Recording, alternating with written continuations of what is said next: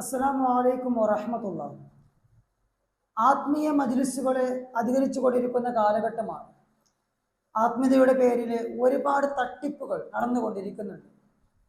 ഇന്നും അതിൻ്റെ തട്ടിപ്പുകളൊക്കെ പുറത്തു വന്നിട്ടും ഇന്നും അതിൻ്റെ പിന്നാലെ പോകുന്ന ലക്ഷക്കണക്കിന് ആളുകളുണ്ട്.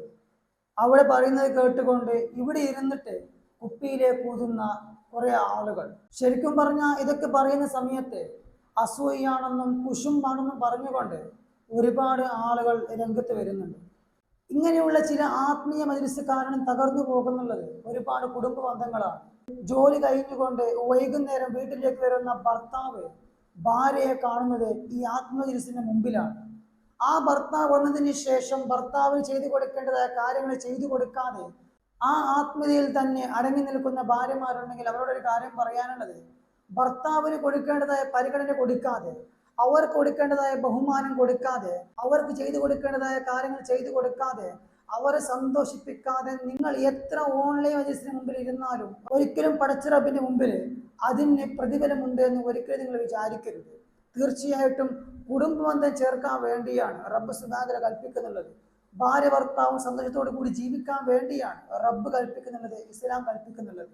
നിങ്ങൾ ബഹുമാനപ്പെട്ട അമാനി ഉസ്താദിന്റെ ഈ പ്രസംഗം ഒന്ന് കേട്ടു നോക്കൂ. നിങ്ങൾ ഈ യൂട്യൂബ് ഒന്നും ഓൺലൈൻ മജ്‌ലിസൊക്കെ ഒന്ന് ഇറങ്ങുക ഫുള്ള്. എന്നിട്ട് മക്കളോടും ഭർത്താവിനോടൊക്കെ മര്യാദയ്ക്ക് സംസാരിക്കുക. ഹദ്ദാദെല്ലാം ചെല്ലേണ്ടത് മര്യാദയ്ക്ക് ഓഫ്ലൈനിൽ ചെല്ലിയാൽ മതി. മതി. എന്നിട്ട് മക്കളോടൊക്കെ മോനിക്ക് റിഫായി ഷേഖിനെ അറിയാം ഉമ്മ ഒരു കഥ പറഞ്ഞെ പറഞ്ഞു കൊടുക്കുക. എന്തൊരു ഇബാദത്താണ് ഇത്! ഭർത്താവിനോട് സംസാരിക്കൂല, പിള്ളേരോട് മിണ്ടൂല. എന്തുകൊണ്ട്? നാളെയാണ് സ്വലാത്ത് സമർപ്പിക്കേണ്ട ദിവസം. എൻ്റെ എത്ര ഈ സ്വലാത്ത് സൈനബ? 1,28,00,000. എൻ്റെ 1,26,00,000 എത്ര? സല്ലല്ലാഹു അലൈഹി വസല്ലം. ആരാണ് ഇതെല്ലാം തുടങ്ങിയേക്കണത്? എന്താ ഈ കാട്ടിക്കൂട്ടിക്കൊണ്ടിരിക്കുന്നത്? ഭർത്താവിനോട് സംസാരിക്കൂല, മക്കളോട് സംസാരിക്കൂല. എന്ത് ഇബാദത്ത് ഇതിനൊക്കെ കുറിച്ച് പറയേണ്ടത്? ഇന്നാ ലില്ലാഹി വ ഇന്നാ ഇലൈഹി റാജിഊൻ. ഫസ്റ്റ് ഇമ്പോർട്ടന്റ് ആയിരിക്കും ഭർത്താവിനെ. അത് തകിടം മറിയാൻ പാടില്ല. ഇസ്ലാം പഠിപ്പിച്ച ഒരു സിസ്റ്റത്തിന് കേട് വരുത്തിയിട്ടൊന്നും നമ്മളൊന്നും ചെയ്യരുത്. മിൻ അലാമത്തി ഇത്തിബാഇൽ ഹവാ കസ്റത്തുൻ നവാഫിൽ ബിലാ ഫർളിൻ എന്ന് ഇബ്നു അതാഇല്ലാഹി സിക്കന്ദരി റഹ്മഹുല്ലാ കാലങ്ങൾക്ക് മുമ്പ് എഴുതി വെച്ചിട്ടുണ്ട്. ഒരാൾ മതം അനുസരിച്ചിട്ടല്ല ജീവിക്കുന്നത്, താൻ തോന്നിയായി ജീവിക്കുന്നതിൻ്റെ അടയാളാണ് ഫർളുകൾ ഇല്ലാതെ സുന്നത്തുകൾ ജീവിതത്തിൽ എടുക്കാന്നുള്ളത്. ഫർളുണ്ടോ? ഇപ്പോ ഫർളുണ്ടോ? ഇല്ലല്ലോ. സുന്നത്തല്ലേ എല്ലാവർക്കും.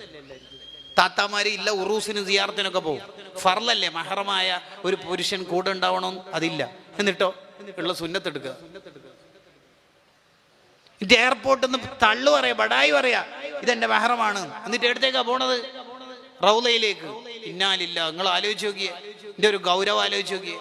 സുബ്ഹാന റബ്ബി.